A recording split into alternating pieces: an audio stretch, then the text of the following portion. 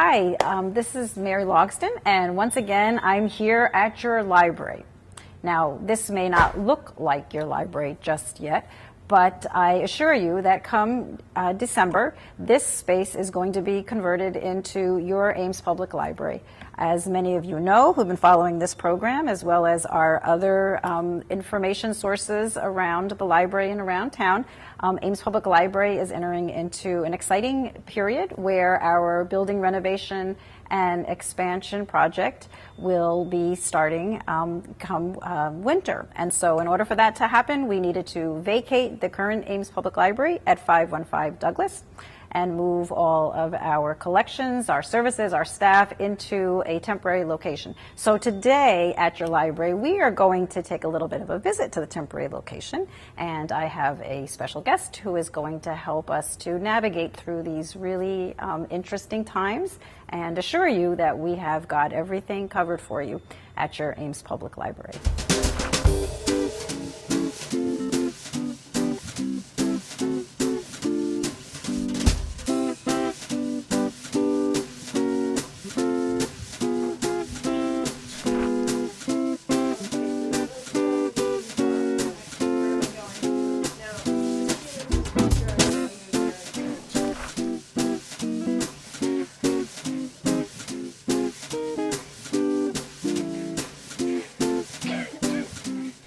Well, thanks for sticking with me. As I promised, I do have a special guest this morning, Lynn Carey, Director, Ames Public Library. And Lynn is here today to give us an update. You sat with me last month with some other members of our moving team. Correct. And we talked about all of the activity that was happening at the 515 Douglas location to prepare for the move. And I thought today, since this will be airing in November and there are some significant things happening in November, I would invite you to come back and give us an update. Thank you so much. Well, thanks for being here. First of all, why don't you just give us a little bit of, like as I said, an update on the timeline. What's going to be happening in November? Well, so much has happened since we last talked. And as you said, we're entering a very busy period. On November 15th, we will find out about the bids. We'll have a bid opening at 2 in the afternoon. And if all of that goes well, and we have no reason to think that it won't, we will then have a board meeting that night where they will review the bids, and we will start moving the next day. So as you recall, last time our board had voted to close the library from November 16th and reopen no later than December 10th. We're still on schedule to do that, and we've been working very hard. People visiting the library will notice day to day many changes. And of course today we're sitting in the future library, and changes are happening here as well. That's right. Well, thanks for pointing that out. This is, as I said in my opening, this is the Ames Public Library effective December 10th, and right now it is a rather vacant retail space in Lincoln Center, 620 Lincoln Center, and it's, as we speak, being transformed into, we think, a really a wonderful library space. As you said, the staff has put a lot of time into preparations. Give me a little bit of an idea, what will the public experience when they come here? One of the reasons we're so thrilled to have secured this space is because we will be able to have a full-service library. So when people walk in the door, they will feel like they're in a library because they will be. Right. In fact, it was kind of funny one day, a staff person said, so what are we going to call the place at 620 Lincoln Center? And the answer is the Ames Public Library. Right. So when people walk in, they'll see that we have all of the traditional things that they have come to expect. They'll see a reference desk ahead of them, a circulation desk off to one side, some comfy seating areas with magazines and newspapers. We'll have a literary grounds, just as we do now, with some used books for sale and a coffee service. We'll have all of our collection housed here, which is nothing short of amazing to be able to fit it in, and of course it will be a tight squeeze. We'll have youth services, teen services, we'll still have genealogy, microfilm, we'll have computers, Yeah. Pretty much everything that people expect from the library. Yeah. The one thing that will be different is that we won't have space for meeting rooms and programming. Right. And so we're working with other community organizations, and you're doing a lot of that work to secure other places and to make sure that people still have those opportunities in the community. They just won't be able to be at the library in the way that they are right now. Yeah, well, I think that is a really great summary of what folks will experience when they come here, and we've just been so grateful to have a solution that we think is going to serve the community well for about how long? What is our anticipated open date? A little over 18 months in this location, and we plan to open July of 2014. Okay. Well, one of the things that you didn't mention that comes up often is what are we going to do about book sales? We have a wonderful Ames Public Library Friends Foundation that works behind the scenes year-round to make our twice-a-year book sales such a huge success. How are we going to be handling that, and what are we going to do about donations of materials? We've already implemented our new plan. Okay. We have another property that we are leasing at 809 East Lincoln Way. And at that location, we will have book sales, large book sales. We're accepting donations there. There's a schedule. Volunteers are maintaining that schedule where they will open the doors and accept donations. We'll be able to take a few things at the library proper, but we are asking people to just drive an extra mile and drop things off where the book sale will be occurring. Okay. So those hours are posted on our website, and we will maintain those regularly. If somebody does have a large number of items, we can make special arrangements to meet them there too. Terrific. And we have this incredible sales committee that's associated with the Ames Public Library Friends Foundation. In fact, they're now an award-winning sales committee. They've been honored by the Story County Alliance for Philanthropy for a group volunteer efforts. And we're just so pleased that they have been honored in that way. We always knew that they were special, but it's nice to know that the rest of the community recognizes that as well. So they are always thinking of new and creative ways to market and reach the community, and they are planning to try to hold some mini book sales at the library at Lincoln Center.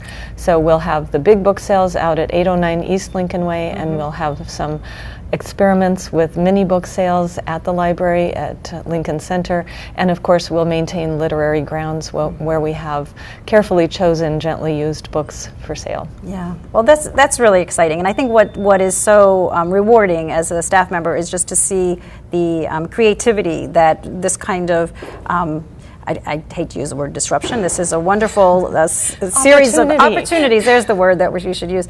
But it really causes staff as well as long-term volunteers and supporters to get those creative juices going and think about how we can continue to do wonderful things differently. And we're definitely seeing that. Yes, and that's been one of the great byproducts of this whole process. How often do you really get to clean house? Yeah. For private people, it's when you move. Right. For us, it's when you move. You can do all sorts of exercises, and you can 7S, and you can buy the latest management book and figure out how to go through your organization and evaluate your processes. But this has really forced us to literally clean up our offices, get rid of things that we don't need anymore, think about what we truly do need to serve the public, and it's very, very refreshing and liberating. And while we're tired, we're also very excited about this. Yeah.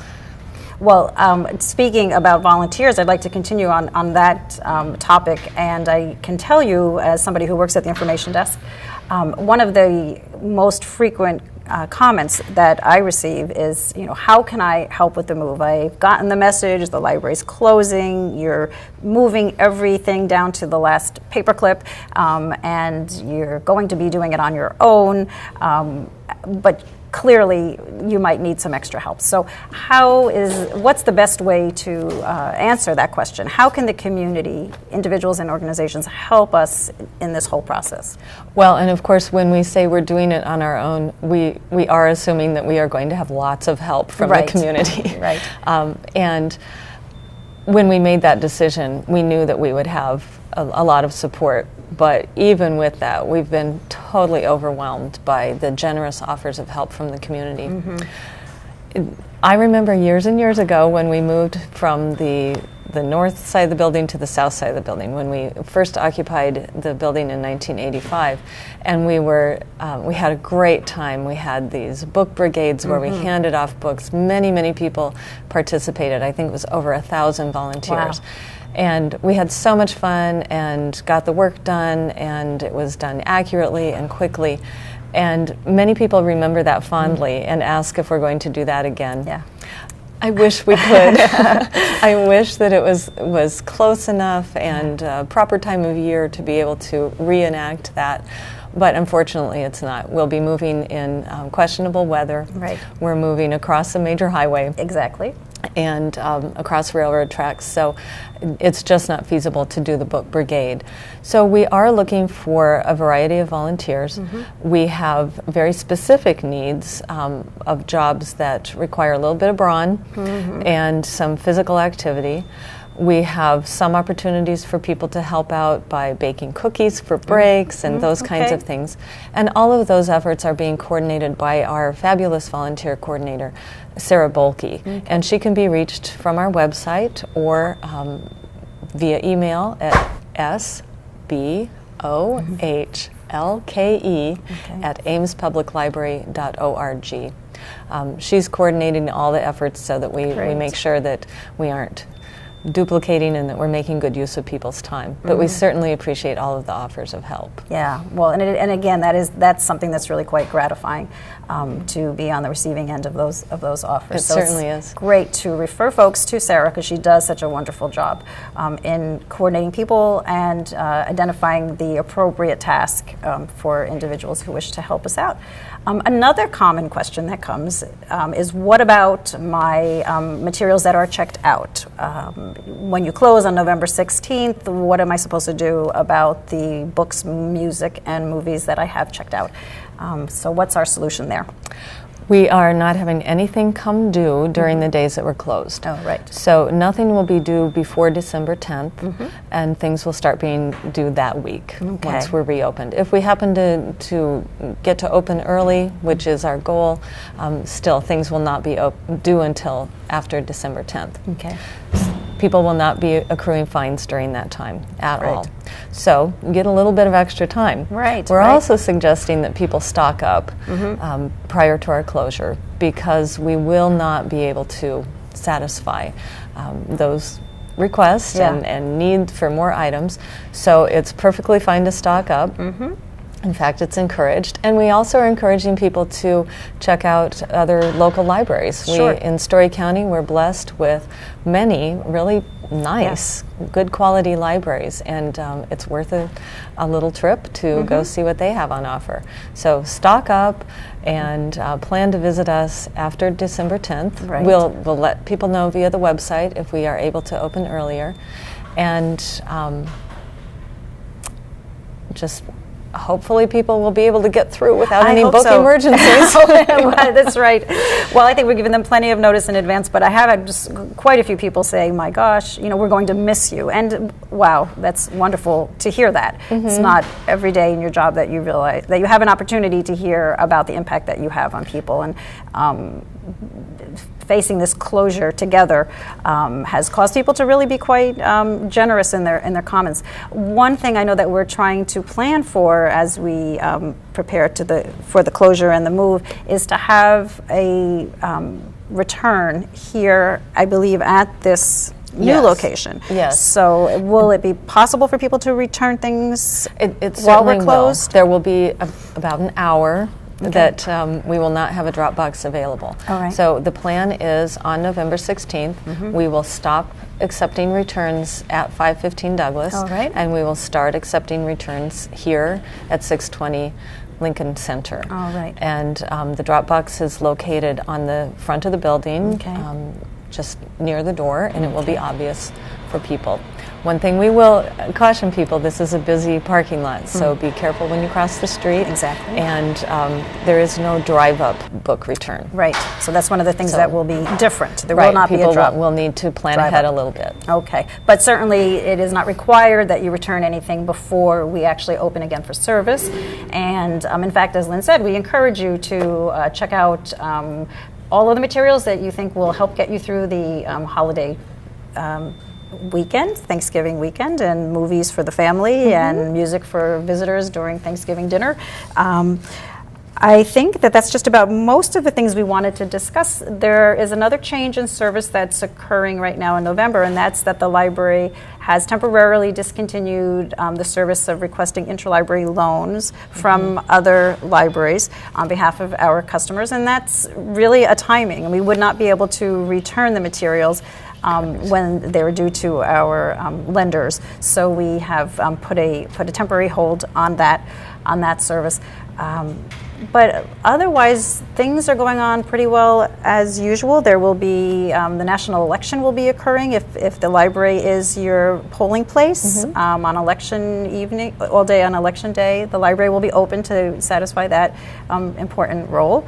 But otherwise, please do pay attention to the library's website and stop in and ask any questions during the first 2 weeks in November if you are uncertain about what's happening or have any kinds of concerns.